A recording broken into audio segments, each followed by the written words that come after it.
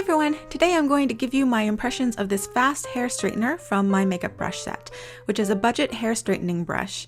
It contains ceramic fat rigid bristles and a ceramic back plate, but the ends of the bristles are protected by these glued on rubber dots, and the plastic bristles around the perimeter of the brush also help to prevent burning on your hands and ears, etc.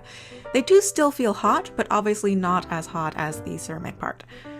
On the website, it gives you the option of a pink or a white brush, but the one that I received was purple. I'm not sure if this is because I'm in Canada or of some other reason, but the color isn't important to me as long as it works the way it says. I washed my hair yesterday and it was raining all day and night, so it got really frizzy and fluffy, and I ended up putting way too much oil in it, so my ends look gross. Sorry about that. But this is my hair with just oil. I haven't put any heat protectant or other products in it, so I'm going to put in a heat protectant right now. Although this brush gives the impression that you can detangle your hair and straighten it at the same time, I would not recommend doing that as it snags and it can be quite painful if you have a tender scalp. So I detangled my hair before I start, and you can see I'm using my trusty tangle teaser, which I've had for years and I still love. This straightening brush has more surface area for the heat compared to a flat iron, which is one of the reasons why theoretically you could take larger sections, but I don't have any way to guarantee that the heat is uniform throughout the whole brush or all of the bristles. You still do have to take small-ish sections. I would not recommend using this like a normal brush and just, running it through all of your hair at once.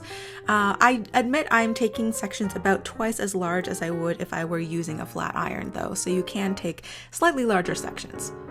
I tend to do 2 passes over my hair, once on the underside of the section and again on the overside, and it leaves my hair fluffy, kind of the equivalent to if I had just used a blow dryer on my hair. It just has a fluffier effect compared to a flat iron.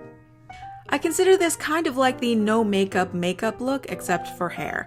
So you know how the no makeup look is when you go to the effort of putting on makeup just to make your features look like they naturally pop a little bit more. So this brush is kind of like the no heat styling, I suppose. So when you want your hair to look a little bit naturally straighter or a bit more sleek, but not quite like you want to look like you went to all the effort of actually heat styling. So interpret this the way that you want. Some people really like this look where it's not too polished or too harsh, but for other people, if they are going to put heat to their hair, they want to at least, have it look like they put the effort into styling it. I feel like this brush would be useful if you straightened your hair earlier in the week with a flat iron and you just need a touch up. Or if your hair is naturally on the straighter side, this brush will do the trick. But if you have naturally textured, coily, or crimpy hair like mine, which has many small, ziggly crimps, the brush gets my hair mostly smooth, but it doesn't take that texture out. So it's not quite as shiny and not quite as straight as you would get with a flat iron. The texture in my hair also makes it quite grippy, and this is good because updos tend to stay up on me, but if I'm wearing my hair down, it can act a lot like Velcro. So my hair looks nice at the end when I use this brush, but it still acts a little bit grippy and Velcro-y when I wear it down. And you can see at the halfway point, when comparing the hair that I took out of my braid versus the hair that I just straightened, you can see that there is a difference. It is a lot sleeker. So let's continue and do the second half of my hair. And the commentary for straightening brushes that other people say in their videos that the brush doesn't get the hair close to the scalp, this is true. I actually consider this potentially a pro because I have really long hair that weighs itself down, and I don't have a lot of volume at the top of my head. It's very flat and limp at the top of my head. So when I use a flat iron, it makes the top of my hair at the crown look even flatter. For this reason, I often don't even bother to straighten my roots, whether I'm using a flat iron or this brush, except for maybe the very top layer just to get it smooth.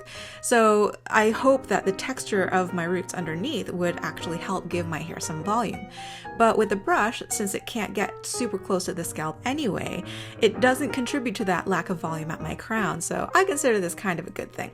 However, my new hair growth, the baby hairs that are newly growing in, is crimpy and curly, especially right after I wash my hair. So I get a fuzzy halo of flyaways around my head, and this brush doesn't fully address that.